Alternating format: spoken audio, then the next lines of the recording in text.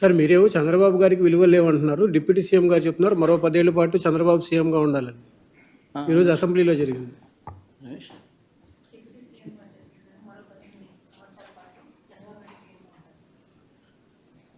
ఎవరు సీఎంగా ఉంటారు అనేది వాళ్ళు చేసే మంచి పనుల మీద ఆధారపడి ఉంటుంది. ప్రజలు వాళ్ళను ఆశీర్వదించేదాన్ని బట్టి ఉంటుంది. అంతకన్నా ఏముంటుంది? రామ్ గోపాలను మనం అంత చూసినాం. వీళ్ళు సినిమాలు తీస్తే తప్పులా? వీళ్ళేం సినిమా తీసినప్పుడు వివేకం అని సినిమా తీస్తే తప్పులా? వీళ్ళు ఏం చేసినా వీళ్ళు ఐటీడీపీ ద్వారా ఇష్టం వచ్చినట్టుగా వీళ్ళని రన్ చేసినా నష్టంలా, తప్పులా?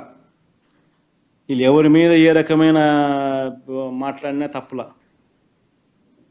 రామ్ గోపాల్ వర్మ చేసిన సినిమాకు సెన్సార్ బోర్డు అప్రూవల్ ఉంది. సెన్సార్ బోర్డుకు పోయింది, సెన్సార్ బోర్డు అప్రూవల్ వచ్చింది. అప్రూవల్ వచ్చినాకనే ఆయన రిలీజ్ చేసినాడు. సో మళ్ళీ ఆయన సెన్సార్ బోర్డు అప్రూవల్ వచ్చిన తర్వాత నువ్వు రిలీజ్ చేసిన సినిమాకులో ఆయన సినిమా తీయడం తప్పు అన్నట్టుగా ఆయన మీద కేసులు పెడితే, ఆయన పిలిపించే కార్యక్రమం చేస్తూ ఉంటే, ఆయన అరెస్ట్ చేయాలని ప్రయత్నం చేస్తూ ఉంటే ఇల్లీగల్ డిటెన్షన్ కాదా ఇది? సెన్సార్ బోర్డులు ఎందుకు ఉన్నాయి? సెన్సార్ బోర్డు అప్రూవల్ వచ్చిన తర్వాత నువ్వు చేస్తూ ఉండేది ఏంది? మళ్ళీ ఫిలిం ప్రమోషన్ అంటావు.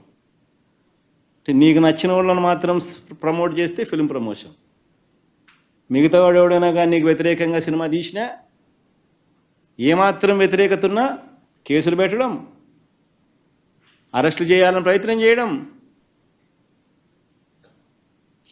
ఇది రాష్ట్రంలో జరుగుతూ ఉన్న పరిస్థితి. మా చంద్ర ఆయనే ఉన్నాడు, మా చంద్ర మీద కూడా ఎమ్మెల్యే చంద్ర మీద కూడా ఇల్లీగల్ కేసులు, సోషల్ మీడియా నీ మీద కేసు ఏం చంద్ర?